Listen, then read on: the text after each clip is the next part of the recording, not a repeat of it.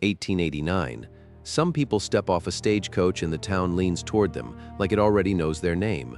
Margaret Calloway was not one of those people. She stood at the edge of the boardwalk outside the Prairie Bend Mercantile on a windy Thursday in September, music one battered carpetbag at her feet, and the look of a woman who has just discovered that the last solid plank of her life has given way beneath her. Music. Her traveling coat was gray wool, sensible, the kind of garment chosen for durability rather than beauty, and it was covered in 3 days of trail dust. She had come from Ohio, chasing the only living relative she had left, Music, a younger brother named Wesley, who had written to her in the spring. "There's good work out here, Meg," he'd said. "A claim of my own, timber all around, room enough for you too, if you ever want it." She had read that letter so many times the crease had worn through the paper. She had sold her mother's china to afford the fare. Her brother had died 11 days before her train pulled in. Music, a felled tree. A moment's bad luck, gone before anyone could reach a doctor. He'd left behind a half-built cabin, an unpaid balance at the lumber yard, and nothing else. Music.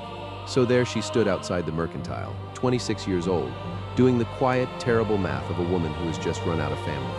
Music. It was in that stillness that a girl of about 8 came barreling around the corner of the building, skidded to a stop directly in front of her, tilted her head and asked without a shred of hesitation, "Are you the one who's lost?" Before Margaret could even find an answer, a man's voice cut across the street. "Hannah." Music. She looked up. He was broad through the shoulders, sun-browned, with a short beard going a little gray at the jaw, wearing a canvas coat open over a flannel shirt, and carrying a crate of nails he had clearly forgotten he was holding. He had the bearing of a man who spends his life outdoors and has long since stopped noticing the weather. Behind him trailed a boy of perhaps 12, quieter, watchful, with the same steady brown eyes as his father, Papa. "She looks lost," the girl said again, not moving an inch. "That's not something we go around announcing to strangers," the man said, though there wasn't much heat in it. "But it's true," the girl said. "Look at her bag. Nobody carries a bag like that unless they don't know where they're sleeping tonight." The boy said nothing, but he was watching Margaret with the careful attention of someone cataloging every detail for later. Margaret managed a small, unconvincing smile. "I'm just getting my bearings," she said, which was at best half true. The man studied her the way a man studies clouds before deciding whether to bring the hay in early, reading what was actually there instead of what might be convenient. "Thomas Reeves," he said, setting the crate down to offer his hand. "This is Hannah. That's my son, Caleb." "Margaret Calloway," she answered, and shook it. "You're not from around here," he said. "Ohio," she said. "I came out to find my brother." Something moved across his face, not pity exactly. Something quieter and more familiar. The look of a man who understands what it is to arrive somewhere and find the thing you were counting on simply isn't there anymore. "Did you find him?" he asked. She looked past him down the length of the street, at nothing in particular. "He passed before I got here," she said. Hannah went very still. Caleb's hand found his father's sleeve without either of them seeming to notice. "I'm sorry," Thomas Reeves said. And he said it in a way that told her he meant it, in a way that carried weight behind the words. The difference between sympathy from a man who has also buried someone and sympathy from a man who never has. "Do you have somewhere to stay tonight?" he asked. She glanced at the boarding house sign down the block, then back at him. "I'm working that out," she said. What she did not say was that she had $6.40 to her name, that the boarding house charged $1.75 a night, and that the arithmetic gave her 3 nights before she'd have to find work or find the road back east, and there was no money for the road back east. She spent the rest of that afternoon walking Prairie Bend from one end to the other. The Mercantile needed no help. The hotel dining room was fully staffed. The schoolhouse already had a teacher who intended to keep her post for years yet.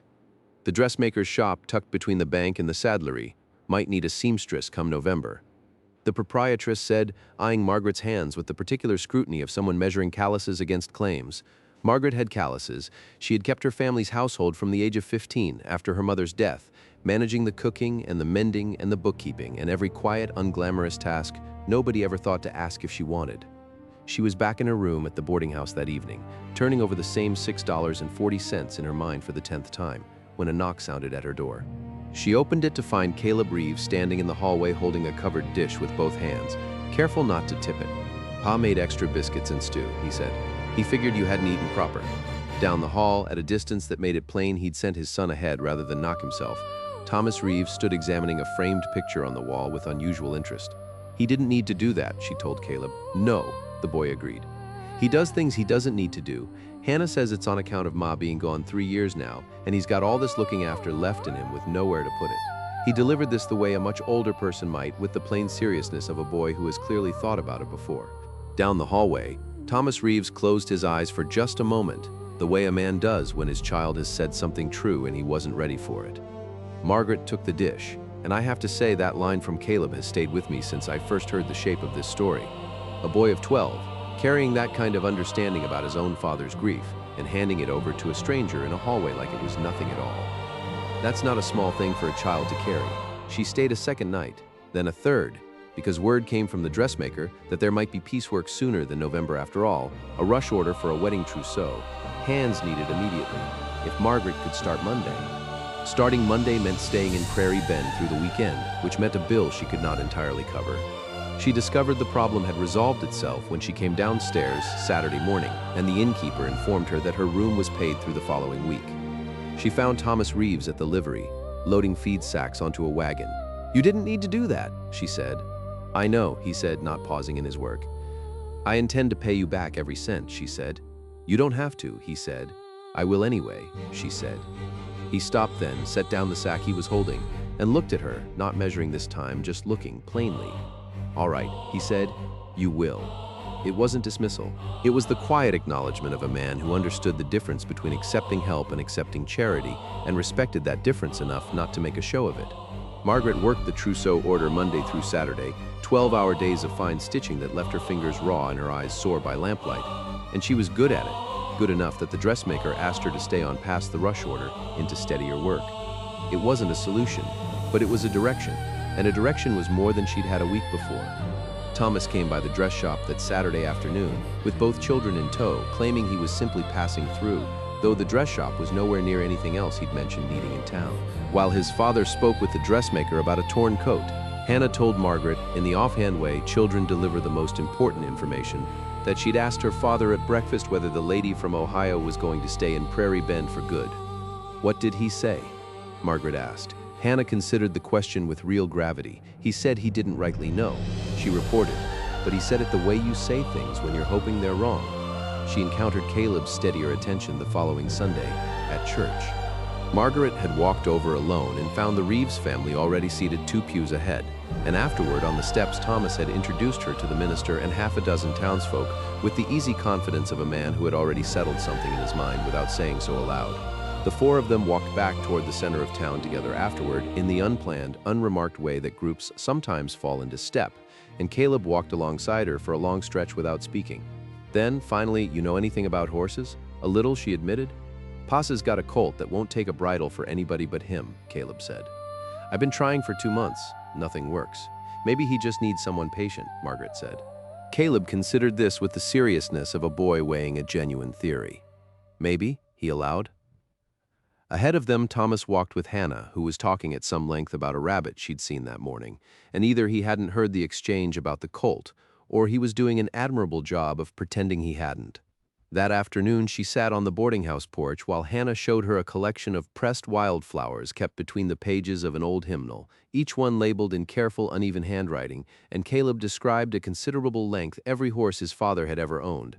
Their temperaments, their quirks, which ones could be trusted and which couldn't. Thomas sat in the third chair and said very little, which Margaret had already begun to understand was not the same thing as not paying attention. He missed nothing. When it was time for the family to head back to the ranch, Hannah squeezed Margaret's hand once before letting go, quick and certain, the way children do when they've already made up their minds about something. On the walk to the wagon, Caleb said at a volume clearly meant to carry, "Pa, can she come out to the ranch sometime?" And Thomas said, "Caleb," in that particular tone fathers use when a child has spoken the true thing at exactly the wrong moment to say it out loud.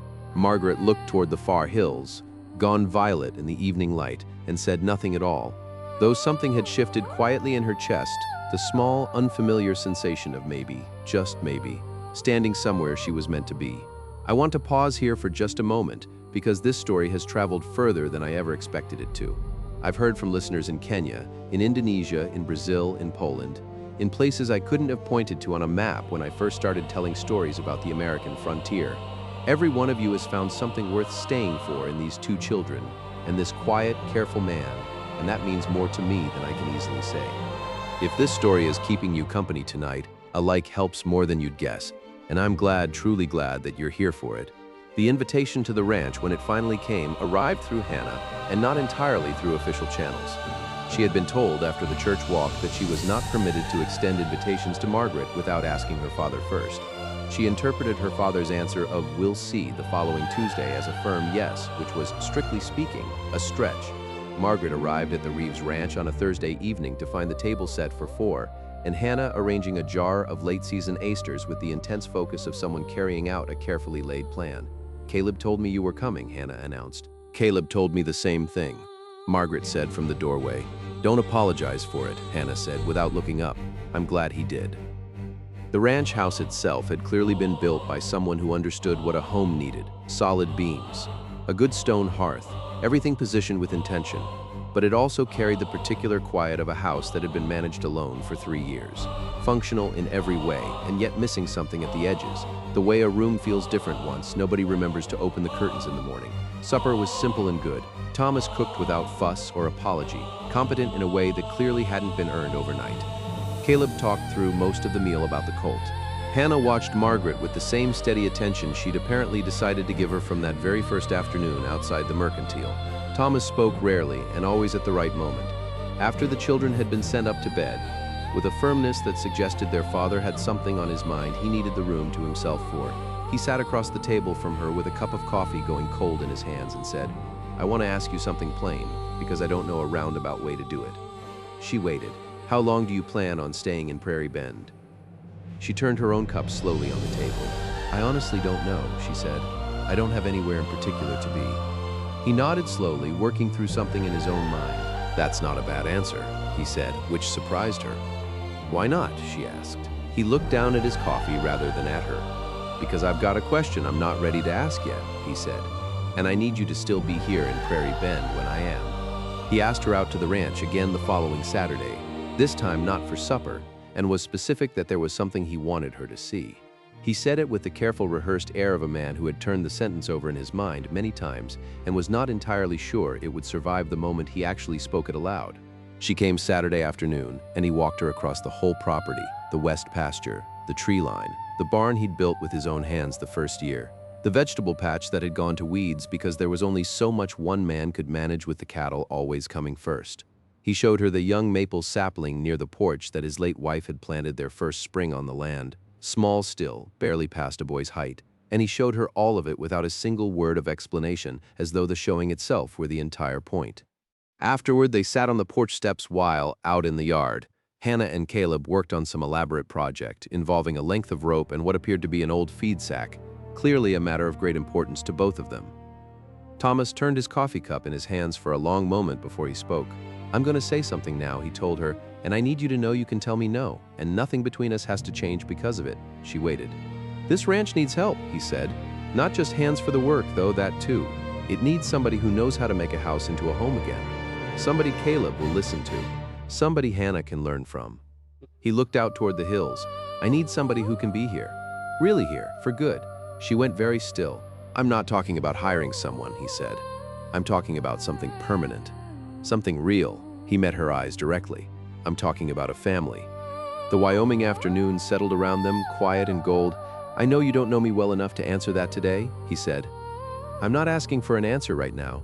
I'm telling you what's in my mind because you've been straight with me since that first afternoon outside the mercantile, and it felt right to be straight with you in return." She looked at this careful, direct man who had sent his son with a covered dish of stew, who had quietly paid a boarding house bill without a word, who had shown her a neglected vegetable patch as though it were a confession of his own limits. "Thomas," she said, "let me think on it."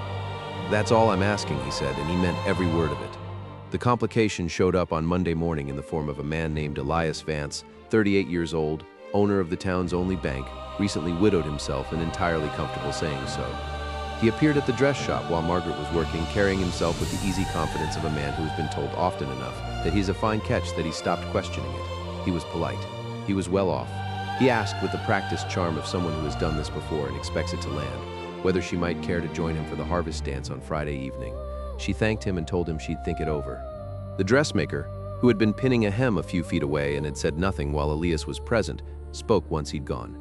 "Elias Vance," she said, in a tone that carried its own weight. "Yes," Margaret said. Good man, the dressmaker said. Steady, well thought of in town.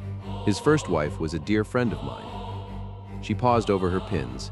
He'd see to it you never wanted for anything. Margaret kept working. Half this town believes Thomas Reeves has gone too set in his ways to marry again. The dressmaker went on with the bluntness of a woman who considered tact mostly a waste of breath. They think he'll run that ranch alone until those children are grown and gone. She glanced up. I'm not saying they're right about him.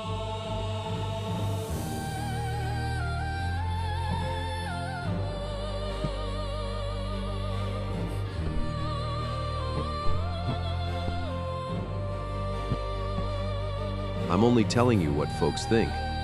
Margaret turned it over the whole rest of that day. She thought about Elias Vance, steady and comfortable and prepared to take care of her without asking much in return. She thought about the particular difference between choosing a man because he was safe and choosing one because something in him had reached past all her careful defenses. She thought about a vegetable patch shown to her like a confession, a coffee cup turned over and over in patient hands, a boy who'd carried warm stew down a hallway rather than let a stranger go hungry. She thought back to a promise she'd made herself in her very first week in Prairie Bend, alone in a rented room with $6 to her name, that she would not let herself say yes to the easy things simply because it was there, simply because being wanted at all felt like more than she had any right to expect. Elias Vance was the easy thing. He was the safe answer to a question she hadn't fully asked herself yet. And standing at the dress shop counter with the afternoon light slanting through the window, she understood with real clarity that safe and right did not always wear the same face. She had made that particular mistake once before in a smaller way, years back in Ohio, and she was not going to make it twice. Elias Vance did not take her polite hesitation as an answer, and he came by the dress shop again 2 days later, this time with a small paper bag of peppermint candies from the mercantile, the kind of gesture a man makes when he believes persistence is simply another form of charm. I know a woman likes time to consider things properly, he said, setting the bag on the counter. I'm a patient man, Miss Calloway. Ask anyone. She thanked him again and meant it because there was nothing cruel in him, nothing false in his intentions. He would have been, by any sensible measure, a fine choice. He owned the only bank in 3 counties. He kept his boots polished and his ledgers straighter than most men kept their consciences. He would never once let her go without a warm coat or a full pantry. And there was a version of her life she knew, in which she said yes to him within the month and never once regretted the practical comfort of it. But comfort, she was beginning to understand, was not the same thing as being chosen for herself, and there was a particular ache in being liked for being convenient rather than wanted for being exactly who she was. She sat with Thomas's proposal a full week more. The practical question, she realized, had never really been in doubt. On one side stood a rented room, piecework wages, and $6 stretched thin. On the other stood a ranch, a home in need of mending. 2 children who had clearly already made their choice, and a man who revealed his heart the way other men might show a wound, quietly and only to someone he trusted. The harder question was whether she would be saying yes to Thomas Reeves himself, or merely to the relief of no longer being alone, and whether in the end that distinction mattered at all. She had been alone a long while, not always in body, but in the particular way of someone who is forever the one holding a household together for others, never once the one being held herself. She was afraid that wanting a family this badly would make her seize at something imperfect and convince herself it was enough, simply because enough was better than nothing. On Thursday, she rode out to the ranch to return a book Hannah had lent her. She found the girl on the porch attempting to mend a torn hem with more determination than skill. Hannah looked up as she approached. "Are you going to stay?" she asked, with no preamble at all. "I'm still deciding," Margaret admitted. "Caleb thinks you will," Hannah said. "He says Pa looks different when you're around." "Different how?" Margaret asked. Hannah considered this with the gravity she brought to most things that mattered to her. "Less like he's carrying the whole place on his back by himself," she said, and went back to her mending as though she hadn't just said something enormous. Margaret sat down on the porch step beside her and looked out at the hills, and understood, with the particular quiet certainty that arrives when a child speaks a true thing without quite realizing its weight, that she had been asking herself the wrong question all along. The real question was simpler than safe versus right, simpler than fear versus wanting. The real question was only this: did she want to carry things alongside somebody, instead of carrying them alone forever? The answer, she realized, had been yes for a very long time. She had only been afraid to say it out loud because saying a thing out loud made it real, and real things could still be lost. She found Thomas at the fence line along the west pasture the following Friday morning. She hadn't set out looking for him. She'd meant to walk to the dress shop as usual, but she'd gotten 3 blocks and turned around. Because she had her answer now, and carrying it around for one more day felt like wasting something neither of them could afford to waste. He saw her crossing the field, set down the post he'd been driving, and waited, with the patience of a man who had decided not to assume anything at all. She stopped a few feet from the fence rail. "I've been thinking on what you asked me," she said. "I know," he said. "I want to tell you yes," she said, "but I need to say something first." He waited. "I'm not saying yes because I have nowhere else to go," she said. "I have work at the dress shop. I had an offer this week too, from a man half this town considers a very sensible choice." She looked at him directly. "I'm saying yes because Caleb spent an entire afternoon telling me about a colt that won't take a bridle. Because Hannah asked me to help her mend a hem she could have mended herself just to have somebody sit beside her. Because you showed me a ruined vegetable patch like it was the most important thing you owned." She paused. "I'm saying yes because of you, Thomas. Not because of the alternative." He was quiet for a long moment. "Then I need to tell you something too," he said. She waited. "The day I saw you outside the mercantile," he said, "Hannah asked why you looked lost, and I told her it wasn't any of our business. I believed that, walking away. I got clear to the end of the street before I stopped, because I got to thinking about the day I met my wife, and how close I came to walking right past her, and how different my whole life would have gone if I had." He looked down at the fence post under his hand. I turned around. By the time I got back, Hannah had already started talking your ear off. The faintest smile crossed his face. "She's been trying to give me a second chance ever since, whether I asked for one or not." Margaret looked at this steady, weathered man with his fence post and his gray-flecked beard and his boy who'd carried Stu down a hallway to a stranger's door. "Yes," she said simply, entirely. "Yes." They married in November, in the little clapboard church in Prairie Bend, with the last of the autumn colors still holding in the cottonwoods along the creek. Caleb stood at the front of the church, looking prouder than anyone else in the building, and made no attempt whatsoever to hide it. Hannah wore a ribbon Margaret had tied into her hair that morning and stood with the careful, upright posture of someone finally witnessing the completion of a plan she had been quietly working toward for months. Thomas watched Margaret walk the length of the aisle and thought about a windy Thursday afternoon and a woman with a carpet bag and a daughter who'd asked exactly the wrong question at exactly the right moment. The real work began once the wedding was behind them and winter set in for good. There was the whole rhythm of ranch life to learn, which pastures held their grass through a dry spell and which didn't when the cattle needed moving, how the wind came down off the ridge differently depending on the season. There was the household's own unspoken grammar to learn too, the small rituals a family develops over years that nobody thinks to explain to somebody new because nobody had ever needed to explain them before. Caleb taught her things about the horses with the gravity of someone passing along real professional knowledge.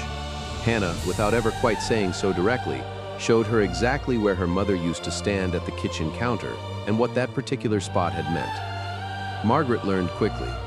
She had been learning how to hold a household together since she was 15 years old, and the difference now, the whole difference was that for the first time in her life, somebody was holding it together right alongside her.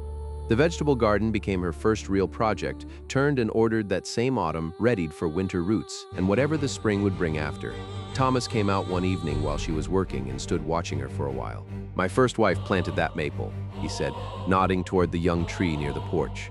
"First thing she did, the spring we moved out here." "I know," Margaret said. "You showed me. She ought to be remembered properly," he said. "By the children, by you too. Then we'll remember her properly," Margaret said. "We'll tell the stories. We'll keep the tree growing." Something in him settled then that hadn't settled in 3 long years. The following spring, Hannah stood beneath that same maple while its new leaves came in, looking up with the wide, quiet wonder of a child finally seeing in the flesh something she'd only ever been told about.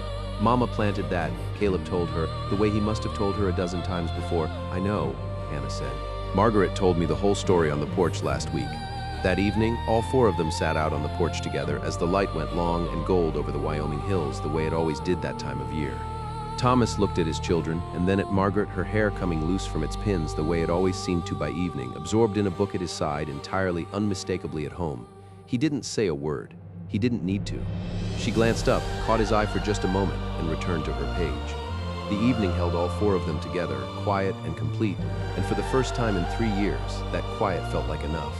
Margaret Calloway arrived in Prairie Bend, Wyoming with a carpet bag, $6.40, and not a single living relative left in the world who belonged to her. She stood on a boardwalk doing the quiet arithmetic of a life that had run entirely out of numbers, and an 8-year-old girl came around the corner and asked, without any hesitation at all, whether she was the one who was lost. I think about Hannah often, about what it takes to be that unguarded with a stranger, to simply ask the thing most of us have long since trained ourselves not to say out loud. We grow up and we learn to walk past the person sitting alone on the steps. We learn the countless small, polite ways of minding our own business. Hannah hadn't learned any of that yet. She stopped, she asked. And her father, who had spent 3 years quietly holding everything together on his own, made it all the way to the end of the street before he turned around and came back. Don't walk past the person who looks lost. Ask the question you're not sure you're allowed to ask. Turn around at the end of the street, even after you've told yourself it isn't your business. And there's something I want to say too about Margaret, about the exact moment she stood at that dress shop counter and understood clearly that the safe choice and the right choice do not always wear the same face. That is a hard thing to learn. Plenty of people never learn it at all, or learn it only once it's too late to matter. She learned it at 26, in a Wyoming town where she had nothing left and nobody waiting, and she made the harder choice anyway. That takes something real. The right choice usually does. Thank you for spending this time with me. Wherever you're listening from tonight, I'm grateful you were here for it. Until the next one, take care of each other.